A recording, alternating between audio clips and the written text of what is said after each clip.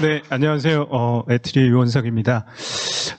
오늘은 이제 그 웹 3.0 아마 말씀들을 많이 들으셨을 텐데, 이 웹 3.0이 약간 그 혼란의 단어거든요. 그래서 이제 그런 부분들을 좀 말씀을 드리면서, 현재 이제 웹 3.0 관련된 표준화가 어떻게 진행되고 있는지 좀 소개를 드리도록 하겠습니다.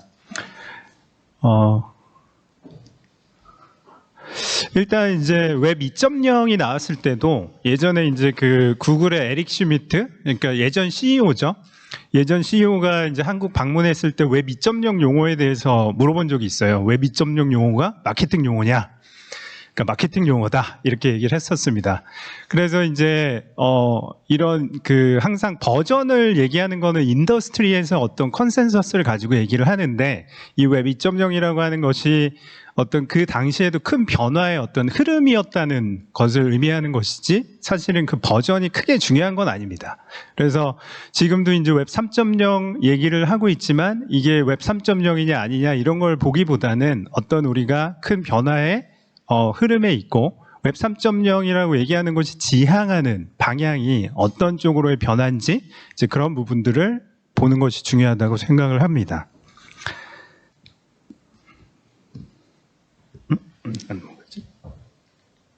죄송합니다. 그래서 이제 저희가 웹을 좀 보면은 웹이 이제 공식적으로는 1989년에 그 팀 버너스리가 이제 월드와이드 웹이라는 걸 만들어서 제안을 했었고 W3C라고 하는 표준화 기구에서 이 월드와이드 웹 표준화를 시작한 거는 1994년이고요. 그 다음에 이제 1994년부터 한 1999년까지를 웹 1.0 세대를 보고 있고, 이때 특징은 뭐냐면은 그 단방향적인 서비스를 지원합니다. 그러니까 우리가 어떤 유튜브나 이런 것처럼 유저가 어떤 컨텐츠를 크리에이션해서 올린다든지 블로그처럼 어떤 글을 올린다든지 아니면 위키피디아 같은 것처럼 어떤 단어를 제안한다든지 이런 걸 할 수 없고 그냥 단방향으로 어떤 우리가 야후, 구글 서비스, 야후 검색 서비스처럼 그냥 어떤 서비스를 단방향으로 어떤 정보를 액세스하는 그런 형태로 쓰였고요. 그게 이제 웹 2.0으로 가면서 대표적인 서비스가 이제 위키피디아죠. 그래서 전 세계 사람들이 어떤 사전을 만들어가는 그런 서비스가 나왔고, 그 다음에 여러분들 너무너무 요즘에 많이 사용하시는 유튜브 같은 사용자가 본인의 어떤 컨텐츠를 서비스할 수 있는 그런 시대로 넘어왔고요. 그래서 현재까지 저희가 주로 사용하는 게 웹 2.0 서비스라고 이해를 하시면 됩니다. 그다음에 이제 웹 2.0 서비스가 문제가 된 건 뭐냐면은 이게 이제 밑에 그 파란 박스에 쓰여 있지만은 2021년에 조사를 해봤더니 인터넷 트래픽의 57%가 단 6개의 서비스에서 만들어진다는 거죠. 이게 뭐냐면은 그 굉장히 중앙 집중화가 심하다는 겁니다. 근데 이 중앙 집중화가 그럼 무슨 문제냐라고 보면 일단은 해킹에 의해서 대규모 개인정보 유출들이 계속 일어나고 있고요. 그 다음에 이제 개인정보를 서비스 업체들이 독점을 합니다. 그러니까 예를 들면 제가 페이스북을 사용하는데 제 페이스북 제가 올린 글들을 따로 다운로드를 받고 싶다라고 해서 할 수 있는 게 아니고 그런 그 데이터에 대한 그 주권을 그 서비스 벤더가 가지고 있는 거죠. 그리고 그렇게 되다 보니까 그 데이터가 그냥 어떻게 남용이 되는지를 저희가 확인할 수 있는 방법도 없는 거죠. 하지만 이제 저희들은 항상 웹에서 검색하거나 쇼핑몰을 이용하거나 하거나 하면 저희가 검색했던 키워드가 관련된 어떤 쇼핑몰 사이트에 가보면 어떤 물건 추천을 할 때 제가 어디 구글이나 다른 검색 엔진에서 썼던 키워드 중심으로 어떤 제품을 광고를 합니다. 그러니까 그런 얘기들이 뭐냐면 저희는 모르지만 그런 어떤 저희의 개인 데이터들이 남용이 되고 있다는 거죠. 그거에 대한 어떤 저희가 합리적 의심을 해볼 수 있다는 거고, 그래서 그런 부분들이 굉장히 큰 이슈가 되고 있고, 나머지는 수익에 대한 이슈가 있습니다. 그러니까 어떤 서비스에서 사용자들이 굉장히 그 컨트리뷰션을 많이 하는 거에 비해서 사용자들이 어떤 그 자신이 제공한 어떤 컨텐츠에 대한 어떤 페이백을 받는, 어떤 보상을 받는 것들이 거의 없다는 거죠. 그나마 이제 저희가 유튜브 같은 경우는 유튜버들한테 이 보상이 되고 있지만 거기에서 가장 큰 문제는 클리어하지 않다는 거예요. 그러니까 유튜버가 왜 내가 그만큼의 보상을 받지? 라고 하는 건 아무도 모릅니다. 그거는 유튜브밖에 몰라요. 그래서 굉장히 깜깜이가 된 어떤 서비스라고 볼 수 있는 거죠. 그래서 이제 이런 세 가지의 가장 큰 이슈들을 가지고 이제 웹 3.0이 논의가 됩니다.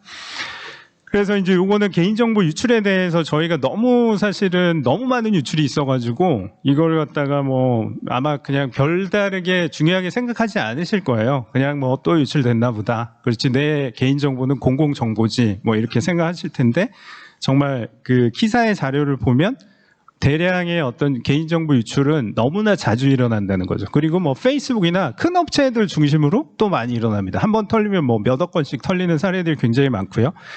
그런데 이제 이게 다음에는 더 큰 문제가 될 수 있다는 거죠. 왜 그러면 여러분들께서 LLM 요즘에 이 라지 랭귀지 모델 같은 것들을 보면 우리가 머신러닝을 통해서 그 사람에 대해서 너무너무 정확하게 알 수 있는 기술들이 지금 나오고 있고 저런 개인정보들이 유출이 심각할 경우에 내 친구가 진짜 난지 아니면 내 데이터를 LLM을 가지고 학습시킨 인공지능의 어떤 서비스가 그 얘기를 하는 건지 구분하기가 어려울 수도 있다는 거죠. 그래서 사실은 저희가 오늘 메타버스 얘기를 하지만 여기서도 굉장히 중요한 거는 그런 메타버스 세상에서의 나 자신에 대해서 어떻게 명확하게 그게 그 사람인지를 우리가 증명할 수 있을지 이런 것들이 굉장히 큰 화두가 될 거라고 생각을 합니다.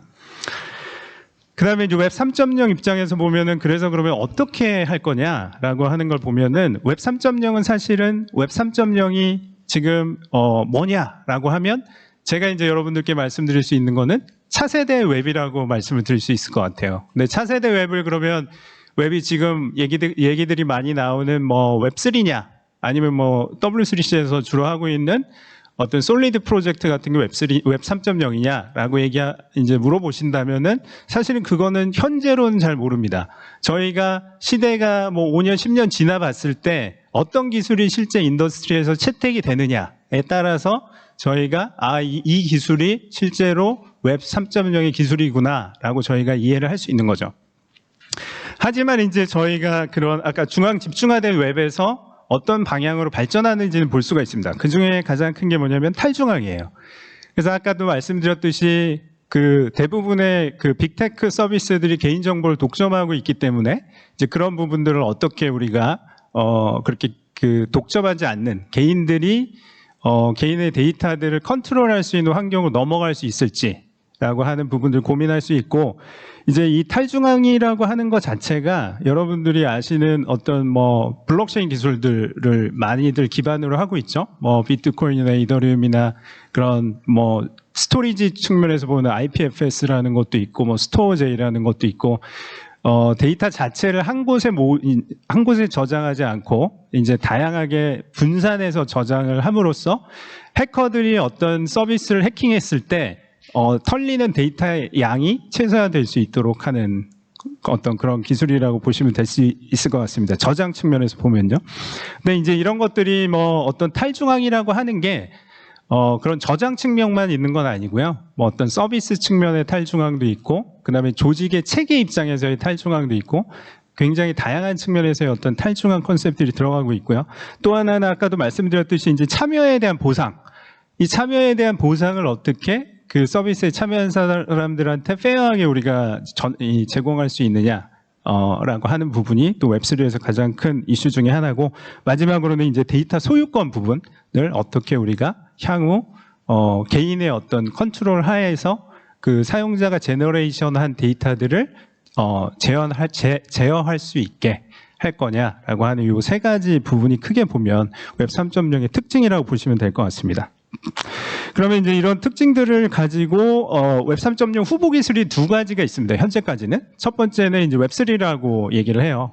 이게 이제 주로 실리콘밸리 쪽에서 얘기를 하고 있고, 이게 이제 웹 위드 블록체인이라고 보시면 됩니다. 그러니까 블록체인을 기반으로 한 웹이라고 보시면 되고, 또 하나는 이제 솔리드 프로젝트라고 해서 개인의 어떤 데이터를 개인이 원하는 저장소에 저장해서 서비스를 할 수 있는 환경으로 가야 된다라는 거고요. 요거는 이제 웹을 만들었던 팀 버너스리가 지금도 열심히 이 프로젝트에 참여를 하고 있습니다.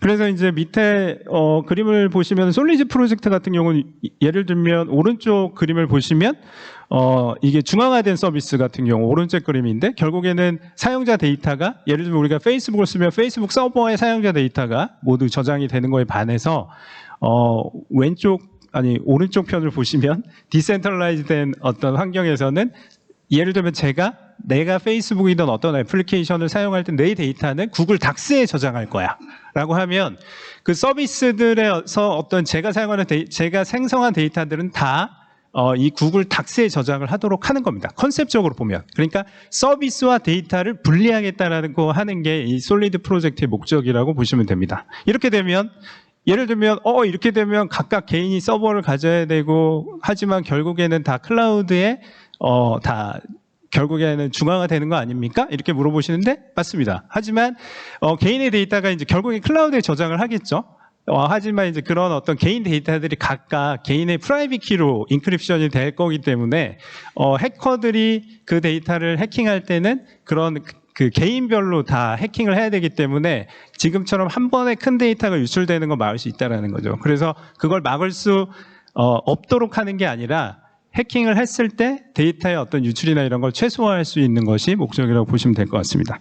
그래서 이제 이런 솔리드 프로젝트, 이런 두 가지 어떤 그 큰 흐름이 있고, 제가 이제 웹3에 대해서 먼저 말씀드리고, 솔리드 프로젝트, 그 다음에 이 두 개에 대한 표준화 동향, 그리고 이제 결론을 맺도록 하겠습니다. 일단 웹3 같은 경우는 굉장히 많은 프로젝트가 있어요. 아마 여러분들도 너무너무 웹3에 대해서 많이 들었을 텐데, 아직도 굉장히 많은 프로젝트들이 새로 생기고 있고요. 그래서 이제 이런 그 웹3 프로젝트의 한 가지 예만 좀 이해를 돕기 위해서 제가 말씀을 드리면 이제 하이브 매퍼라는 프로젝트가 있고, 하이브 매퍼는 뭐냐면 이 구글 지도 서비스하고 경쟁을 하기 위해서 만들어진 프로젝트입니다. 근데 이제 이게 이제 작년 이제 4월에 한 220억 원 정도를 투자를 받았는데 지금 생각보다 되게 잘 되고 있고요. 여기서 이제 왜 그럼 이런 프로젝트를 만들었냐라고 하면, 여기 옆에 이제 오른쪽에 테이블을 보시면은 이게 이제 국내의 어떤 그 구글 오픈 API를 콜했을 때 받는 비용에 대한 부분이거든요. 여러분들 아시겠지만은 지도 서비스는 이미 도미넌트한 서비스입니다. 그러니까 몇 개의 빅테크들, 큰 기업들이 독점을 하고 있는 서비스죠. 근데 여기 같은 경우는 이제 구글이 2018년도에 예를 들면 배달의 민족이나 요기요 같은 이제 배달 서비스들은 저런 구글 이 지도 서비스에 라우팅 API를 쓰게 돼 있어요. 저런 걸 가지고 이제 라우팅을 하죠. 자기네 앱에서. 그럴 때 이제 그 API 호출을 하루에 뭐 3,000건, 4,000건, 뭐 10,000건 이상 하느냐에 따라서 요금제가 이제 차별화가 돼 있는데, 이게 독점돼 있다 보니까 오른쪽에 보시는 것처럼 2018년에 인상폭이 평균 한 10배 정도가 올랐습니다. 한 번에. 그러니까 이런 것처럼 이제 모든 것이 그렇지만 이 자본주의 사회에서는 이게 독점을 하게 되면 사실은 가격을 책정하는 게 굉장히 다이나믹하죠. 근데 이제 이런 것들에 이제 좀 더 공정한 서비스와 어떤 서비스의 비용을 제공하겠다라는 게 이 하이브 매퍼의 프로젝트의 목적입니다. 그래서 이제 여기서는 어떻게 하냐면은 토크노믹스가 들어가요. 그리고 이제 여기 보시면 블랙박스가 들어가는데, 만약에 이 서비스에 컨트리뷰션을 하고 싶어 하는 전 세계 누구나 저 블랙박스를 사서 이 캠을 자기 차에 달고 그냥 돌아다니면 됩니다. 그리고 이제 물론 자기 스마트폰에 저 하이브 매퍼 앱을 깔아야 돼요. 그러면은 저 블랙박스에서 스트림을 스마트폰을 보내고, 스마트폰에서 이제 하이브 매퍼 서버로 보내고요. 하이브 매퍼 서버에서는 이 화상 데이터를 가지고 지도를 그립니다. 그래서 실제로 이제 지도를 만들어가는 거죠. 그런데 이제 여기서 굉장히 이제 이 사용자 컨트리뷰션에 대해서는 하이브 매퍼에서는 이 허니 토큰이라고 하는 토크노믹스가 들어가요. 그 사람의 컨트리뷰션에 대해서 허니 토큰이라는 거를 줍니다. 그 사람이 기여하는 만큼 이 사람들이 이제 그거에 대한 룰을 가지고 있고, 그 다음에 이제 한쪽에서 저 오른쪽 편에 보시면은 그러면은 이 회사 하이브 매퍼라고 하는 지도 서비스가 실제로는 아까 요기요나 배달의 민족의 라우팅 정보에 대한 그런 API 기능에 대한 이제 지도 서비스에 대한 여러 가지 기능을 API로 제공을 하고, 거기서 이제 수입이 생기잖아요. 수입을 가지고 허니 토큰을 소각합니다. 그러면 어떤 일들이 일어나죠? 그러니까 결국에는 토큰의 수가 줄면 토큰의 가격이 오르겠죠. 그렇게 해서 이 기여자들한테 어떤 더 큰 보상을 해주겠다는 거예요. 이 서비스가 잘 되면.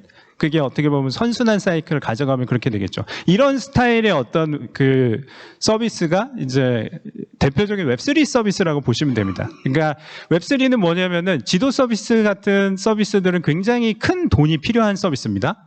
예를 들면 통신망을 구축한다든지 이제 아니면 이렇게 지도 서비스를 한다든지 이런 걸 할 때 처음에 큰 투자금을 가지고 서비스를 시작하는 게 아니고 개인의 자발적인 참여를 가지고 프로젝트를 제너레이션하고 모티베이션을 주고 그걸 가지고 이 서비스를 더 잘 만들어가고 잘 만들어진 서비스가 다시 그런 기여자들한테 어떤 베네핏을 주는 메커니즘을 이렇게 설계해서 가는 거죠. 그게 어떻게 보면 웹 2.0 세대 때하고는 굉장히 큰 다른 어떤 관점이라고 보시면 되며 이런 서비스들이 사실은 상당히 많습니다. 뭐 오디우스라고 하는 프로젝트는 어떤 음원 서비스를 제공하는데 그 음악의 창작자들한테 더 많은 베네핏을 주기 위해서 만든 서비스도 있고요. 그 다음에 이제 헬륨이라는 프로젝트는 뭐 네트워크망을 까는 겁니다. IoT에 대한 통신망을 까는데 그런 어떤 이 기지국 같은 어떤 서비스를 거기서는 이제 일종의 이 디바이스죠. 디바이스를 집에다가 연결을 하면 그 인터넷 유선망에 연결하는 거죠, 집에. 그러면 그게 이제 무선으로 로라 같은 IoT 통신망 서비스를 제공을 하고 거기에서 얼마나 많은 서비스를 그 통신망에 제공하느냐에 따라서 베네핏을 주는 뭐 이런 메커니즘으로 가는 것도 있고요. 그래서 이런 것들이 굉장히 시범적으로 많이 이용이 되고 이제 현재 운영이 되고 있다고 봅니다. 되고 있다고 보시면 됩니다. 그래서 요거는 이제 요 슬라이드는 그걸 전체적으로 이제 제가 어떤 식으로 운영되는지를 써놓은 거고요. 요건 참고를 하시면 좋을 것 같고요.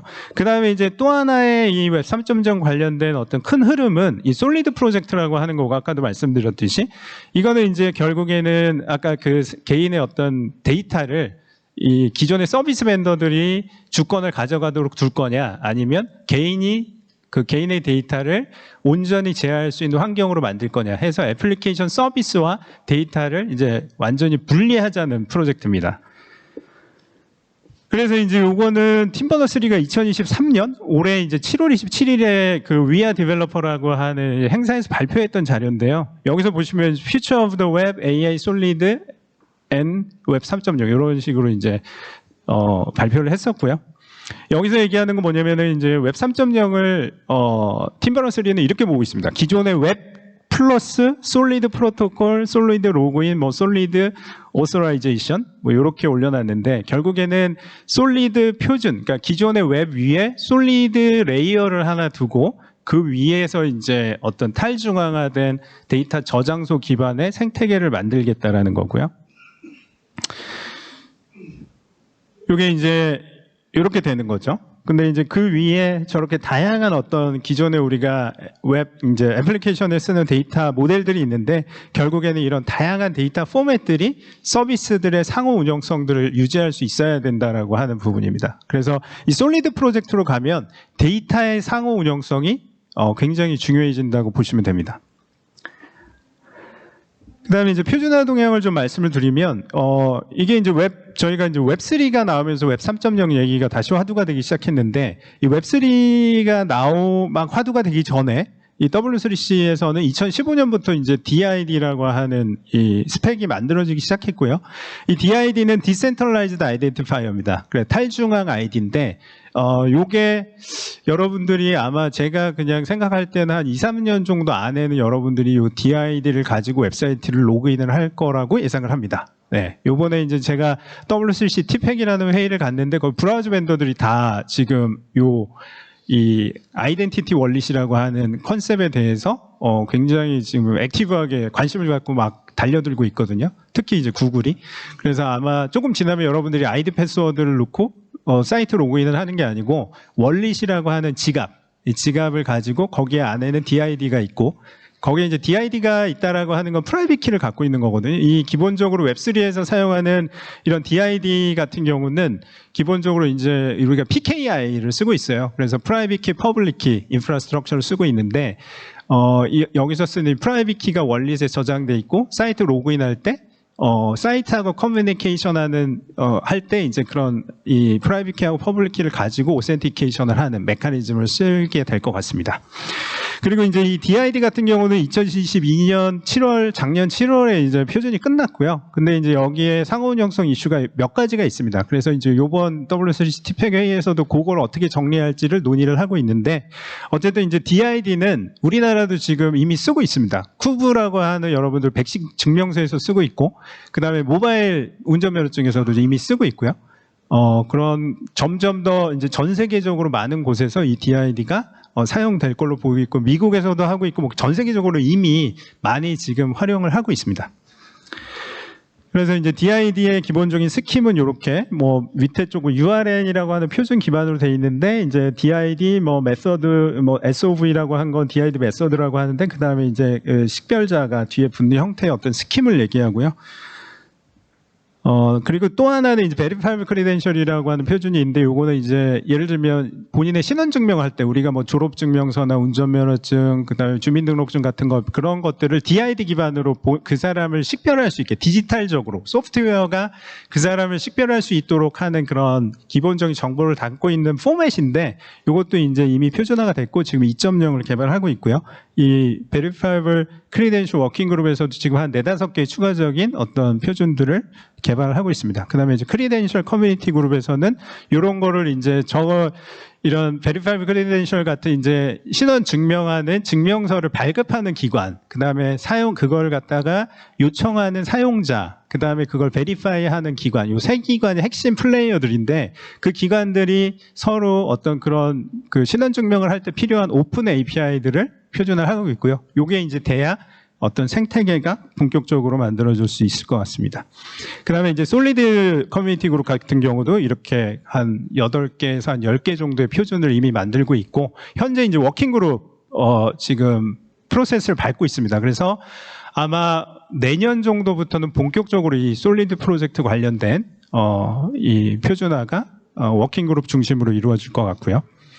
그리고 이제 표준화 후보로 보면은 예를 들면 요게 이제 웹3에서 얘기하는 기본적인 아키텍처인데, 왼쪽 부분은 왼쪽 부분은 기본적으로 기존의 웹 2.0과 같고, 오른쪽 부분이 좀 다른 부분인데, 보시면 이제 월릿이 들어가고, 그다음에 블록체인 노드가 들어가고, 그다음에 블록체인 이 RPC 프로토콜이 들어가고, 그다음에 블록체인 서버가 들어가는데, 여기서 이제 이런 월릿을 인젝션하는 부분에 대한 표준, 그다음에 이제 블록체인의 RPC, 이게 제이슨 RPC를 주로 쓰는데 이 제이슨 RPC에 대한 표준, 그다음에 이제 블록체인 상호 운영성에 대한 부분, 이런 부분들이 웹3 관점에서는 좀 중요한 표준이 될 거라고 생각하고요.